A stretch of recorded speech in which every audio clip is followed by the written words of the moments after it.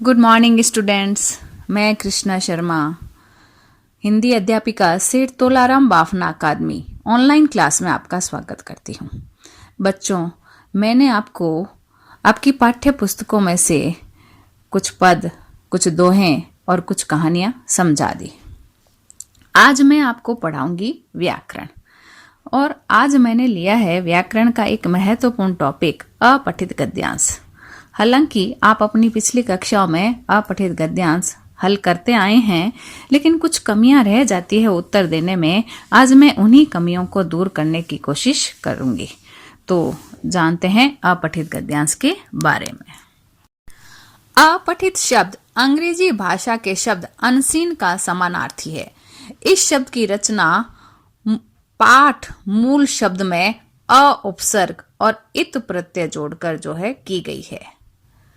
इसका शाब्दिक अर्थ है बिना पढ़ा हुआ, अर्थात गद्य या काव्य का ऐसा अंश जिसे पहले न पढ़ा गया हो। परीक्षा में अपठित गद्यांश और काव्यांश पर आधारित प्रश्न पूछे जाते हैं। इस तरह के प्रश्नों को पूछने का उद्देश्य छात्रों की समझ, अभिव्यक्ति कौशल और भाषिक योग्यता का परख करना होता है। अपठित गद्यांश प्रश्न पत्र का वह अंश होता है जो पाठ्यक्रम में निर्धारित पुस्तकों से नहीं पूछा जाता। यह अंश साहित्यिक पुस्तकों, पत्र पत्रिकाओं या समाचार पत्रों से लिया जाता है।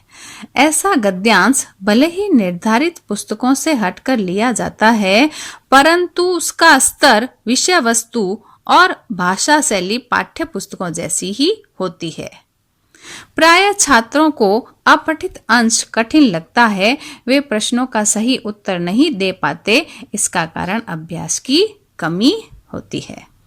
हमें बार बार अपठित गद्यांश पढ़ते रहने चाहिए और उनको हल करने की कोशिश करते रहने से हमारी जो कमियां हैं वो दूर हो जाती है। तो इसके लिए हमें निम्नलिखित तथ्यों का ध्यान रखना चाहिए। तो मैं यहाँ कुछ पॉइंट्स, कुछ नियम बता रही हूँ जिनको ध्यान में रखते हुए हमें गद्यांश हल करने चाहिए। पहला बिंदु इस प्रकार है, गद्यांश को एक बार सरसरी दृष्टि से पढ़ लेना चाहिए। पहली बार में समझ में न आए अंशों, शब्दों, वाक्यों को गहनता पूर्वक पढ़ना चाहिए। अगर हमें कोई शब्द समझ में नहीं आए तो उन शब्दों को हमें एकाग्र होकर पढ़ने की कोशिश करनी चाहिए। गद्यांश का मूल भाव अवश्य समझना चाहिए कि ये गद्यांश में क्या बताया गया है। जो भी गद्यांश हम पढ़ते हैं उसके मूल भाव को समझने की कोशिश करनी चाहिए। यदि कुछ शब्दों के अर्थ अब भी समझ में नहीं आते हैं तो उनका अर्थ गद्यांश के प्रसंग में जानने का प्रयास करना चाहिए। बार बार वाक्यों को पढ़ना चाहिए, उससे रिलेटेड उस शब्द से, और उसका अर्थ, उस कठिन या टिपिकल शब्द का अर्थ समझने की कोशिश करनी चाहिए। अनुमानित अर्थ को गद्यांश के अर्थ से मिलाने का प्रयास करना चाहिए। गद्यांश में आए व्याकरण की दृष्टि से कुछ महत्वपूर्ण शब्दों को रेखांकित कर लेना चाहिए। कुछ महत्वपूर्ण शब्द होते हैं, कुछ महत्वपूर्ण वाक्य होते हैं, कथन होते हैं, उनको भी हमें रेखांकित करने की कोशिश करनी चाहिए। प्रश्नों को पढ़कर संभावित उत्तर गद्यांश में खोजने का प्रयास करना चाहिए। गद्यांश को पढ़ना चाहिए और नीचे दिए गए प्रश्नों को भी पढ़ना चाहिए, और फिर प्रश्नों को पढ़कर उत्तर गद्यांश में खोजने शुरू कर देने चाहिए। शीर्षक समूचे गद्यांश का प्रतिनिधित्व करता हुआ कम से कम एवं सटीक शब्दों में होना चाहिए। गद्यांश का शीर्षक संक्षिप्त होना चाहिए और गद्यांश में आए मूल भाव से रिलेटेड होना चाहिए। मूल भाव या संदेश संबंधी प्रश्नों का जवाब पूरे गद्यांश पर आधारित होना चाहिए। प्रश्नों का उत्तर देते समय यथासंभव अपनी भाषा का ध्यान रखना चाहिए। अगला पॉइंट है, उत्तर की भाषा सरल, सुबोध एवं प्रवाहमयी होनी चाहिए। हमेशा सरल शब्दों में उत्तर देने की कोशिश करनी चाहिए। प्रश्नों का जवाब गद्यांश पर ही आधारित होना चाहिए, आपके अपने विचार या राय से नहीं। सभी प्रश्नों के उत्तर गद्यांश से रिलेटेड ही होने चाहिए। अति लघुतरात्मक तथा लघुतरात्मक प्रश्नों के उत्तर की शब्द सीमा अलग अलग होती है, इसका विशेष ध्यान रखना चाहिए। लघुतरात्मक यानी कम शब्दों में उत्तर देना, और अति लघुतरात्मक मतलब अति संक्षिप्त उत्तर, यानी इसमें बताया गया है कि उत्तर देते समय शब्द सीमा का ध्यान रखना चाहिए। अंकों को ध्यान में रखते हुए उत्तर देने की कोशिश करनी चाहिए। जैसे अगर अंक 1 नंबर का उत्तर प्रश्न है तो हमें एक वाक्य या एक शब्द में उत्तर देने की कोशिश करनी चाहिए, और अगर संक्षिप्त उत्तर देने को कहा जाए तो हमें 20 से 25 शब्दों में उत्तर देने की कोशिश करनी चाहिए। प्रश्नों का जवाब सटीक शब्दों में देना चाहिए। घुमा फिरा कर जवाब देने का प्रयास नहीं करना चाहिए। तो इस तरह से गद्यांश को हल करते समय हमें इन बातों का ध्यान रखना चाहिए। तो आइए पढ़ते हैं एक गद्यांश के बारे में। तो बच्चों, मैं यहाँ एक गद्यांश का वाचन कर रही हूँ और फिर उसमें से पूछे गए प्रश्नोत्तर समझेंगे। तो गद्यांश इस प्रकार है।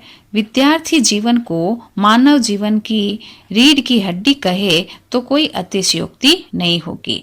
विद्यार्थी काल में बालक में जो संस्कार पड़ जाते हैं, जीवन भर वही संस्कार अमिट रहते हैं। इसलिए यही काल आधारशिला कहा गया है। यदि यह नींव दृढ़ बन जाती है तो जीवन सुदृढ़ और सुखी बन जाता है। यदि इस काल में बालक कष्ट सहन कर लेता है तो उसका स्वास्थ्य सुंदर बनता है। यदि मन लगाकर अध्ययन कर लेता है तो उसे ज्ञान मिलता है, उसका मानसिक विकास होता है। जिस वृक्ष को प्रारंभ से सुंदर सिंचन और खाद मिल जाती है, वह पुष्पित एवं पल्लवित होकर संसार को सौरभ देने लगता है। इसी प्रकार विद्यार्थी काल में जो बालक श्रम, अनुशासन, समय एवं नियमन के सांचे में ढल जाता है, वह आदर्श विद्यार्थी बनकर सभ्य नागरिक बन जाता है। सभ्य नागरिक के लिए जिन जिन गुणों की आवश्यकता होती है, उन गुणों के लिए विद्यार्थी काल ही तो सुंदर पाठशाला है। यहाँ पर अपने साथियों के बीच रहकर वे सभी गुण आ जाने आवश्यक हैं जिनकी की विद्यार्थी को अपने जीवन में आवश्यकता होती है। तो ये है एक गद्यांश जिसका वाचन मैंने किया। तो सबसे पहले इस गद्यांश में आए महत्वपूर्ण वाक्यों को जो है हमें रेखांकित करना है। तो हमने देखा बच्चों कि ये पूरा का पूरा गद्यांश जो है वो विद्यार्थी जीवन पर आधारित है, हमें विद्यार्थी जीवन के बारे में बता रहा है। तो विद्यार्थी जीवन के जो फायदे हैं, यह विद्यार्थी जीवन मानव जीवन के लिए क्यों महत्वपूर्ण है, तो हमारा पहला काम है इस गद्यांश में आए महत्वपूर्ण वाक्य जो है वो किस प्रकार के हो सकते हैं। तो पहला ही वाक्य मानव जीवन की रीढ़ की हड्डी विद्यार्थी जीवन है। दूसरा वाक्य भी महत्वपूर्ण है कि विद्यार्थी काल में बालक में जो संस्कार पड़ जाते हैं वही संस्कार अमिट रहते हैं। तो इस तरह से जो है हमें मेन वाक्य जो है वो अंडरलाइन कर सकते हैं कि ये जीवन जो है सुदृढ़, सुखी और बन सकता है। और इसमें एक वृक्ष का भी उदाहरण दिया गया है, तो उस वृक्ष वाले वाक्यों को भी हम अंडरलाइन कर सकते हैं। इसके अलावा सभ्य नागरिक के लिए जो जिन जिन गुणों की आवश्यकता होती है वह भी विद्यार्थी जो है काल ही है जिसमें जो है इन एक गुणों के कारण मनुष्य जो है एक सभ्य नागरिक विद्यार्थी जो है एक सभ्य नागरिक बन सकता है। तो इस तरह से इस गद्यांश में आए महत्वपूर्ण वाक्यों को हमें अंडरलाइन करना होता है। तो आइए जानते हैं गद्यांश से संबंधित प्रश्नों के बारे में। गद्यांश का पहला प्रश्न इस प्रकार है, जीवन की आधारशिला किस काल को कहा गया है? और इसका उत्तर दिया गया है, जीवन की आधारशिला विद्यार्थी जीवन को कहा गया है। अगर यही प्रश्न 2 अंक का पूछा जाए तो हम थोड़ा विस्तृत विवेचन कर सकते हैं। जैसे अगर गद्यांश के वाक्यों को आधार बनाया जाए तो इसका उत्तर इस प्रकार दिया जा सकता है कि विद्यार्थी काल में जो संस्कार पड़ जाते हैं जीवन भर वही संस्कार अमिट रहते हैं, इसलिए जीवन की आधारशिला विद्यार्थी जीवन को कहा गया है। तो बच्चों, जिस पद क्रम में प्रश्न पूछा जाता है उसी आधार पर उत्तर देने की कोशिश करनी चाहिए। तो बढ़ते हैं दूसरे प्रश्न की ओर। दूसरा प्रश्न इस प्रकार है, गद्यांश का उपयुक्त शीर्षक लिखिए। शीर्षक मतलब होता है टाइटल। हमेशा मूल भाव को ध्यान में रखते हुए शीर्षक लिखना चाहिए। तो मूल भाव कैसे पहचाने? तो ज्यादा से ज्यादा वाक्य किस पर आधारित होते हैं वो हमें देखना चाहिए। हमने देखा इस गद्यांश के अधिकतर वाक्य हमें विद्यार्थी जीवन से ही अवगत कराते हैं, इसलिए विद्यार्थी जीवन या जीवन का निर्माण काल विद्यार्थी जीवन इस गद्यांश का शीर्षक हो सकता है। अगला प्रश्न इस प्रकार है,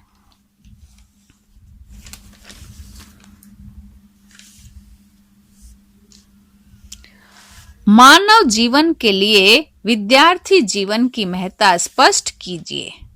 उत्तर इस प्रकार है, मानव जीवन के लिए जीवन अत्यंत महत्वपूर्ण है, क्योंकि यदि इस काल में अच्छे गुण एवं संस्कारों की दृढ़ नींव पड़ जाती है तो जीवन सुखमय बन जाता है तथा इस काल में सीखी बातें जीवन भर साथ रहती है। हम इस उत्तर को उदाहरण सहित भी स्पष्ट कर सकते हैं और उदाहरण इस तरह दे सकते हैं कि जो विद्यार्थी अपने विद्यार्थी काल में श्रम, अनुशासन आदि नियमों का पालन करता है वही सभ्य नागरिक बनता है। इसलिए मानव जीवन के लिए विद्यार्थी जीवन अत्यंत महत्वपूर्ण है। इस प्रकार उदाहरण सहित दिया हुआ उत्तर ही उपयुक्त उत्तर माना जाता है। अगला प्रश्न इस प्रकार है, छोटे वृक्ष के पोषण का उल्लेख किस संदर्भ में किया गया है और क्यों? तो बच्चों, इस प्रश्न के 2 अंग है। पहले अंग में हमें पूछा गया है कि यहाँ छोटे वृक्ष का उदाहरण किस संदर्भ में दिया गया है और प्रश्न का दूसरा हिस्सा है क्यों। कई बार बच्चे जल्दबाजी में प्रश्न पूरा नहीं पढ़ते हैं और सिर्फ आगे के हिस्से को पढ़कर उत्तर दे देते हैं, क्यों का उत्तर नहीं देते हैं, जिससे उन्हें पूरे नंबर नहीं मिलते हैं। इसलिए बच्चों हमेशा प्रश्न पूरा पढ़ना चाहिए। तो इस उत्तर से समझते हैं कि प्रश्न के पहले हिस्से का और दूसरे हिस्से का उत्तर कैसे देना चाहिए। जैसे यहाँ बताया गया है कि छोटे वृक्ष के पोषण का उल्लेख विद्यार्थी जीवन के संदर्भ में किया गया है, यह प्रश्न के पहले हिस्से का उत्तर है। अगर क्यों का उत्तर देकर दिया जाएगा तब भी उत्तर पूरा होगा। जैसे आगे बताया गया है, क्योंकि जिस प्रकार अच्छे पोषण पाकर पौधा वृक्ष बनकर फल फूल देता है, उसी प्रकार विद्यार्थी जीवन में पड़े अच्छे संस्कार उसे अच्छा इंसान बनाते हैं। तो इस प्रकार हमें यह ध्यान रखना है कि प्रश्न पूरा पढ़ना है तथा प्रश्न के हर एक हिस्से का उत्तर देना है। अगला प्रश्न इस प्रकार है, विद्यार्थी जीवन की तुलना पाठशाला से क्यों की गई है? उत्तर इस प्रकार दिया जा सकता है, विद्यार्थी जीवन की तुलना पाठशाला से इसलिए की गई है क्योंकि जिस प्रकार पाठशाला में जाकर विद्यार्थी ज्ञान प्राप्त करता है, उसी प्रकार विद्यार्थी जीवन में बालक जीवन उपयोगी गुण ग्रहण करता है। या गद्यांश में आए वाक्यों को आधार बनाकर भी उत्तर दिया जा सकता है। तो बच्चों, इस प्रकार आपको लॉकडाउन में बोर नहीं होना है और ऐसे अपठित गद्यांशों को पढ़कर उन्हें हल करने का अभ्यास करते रहना है। धन्यवाद।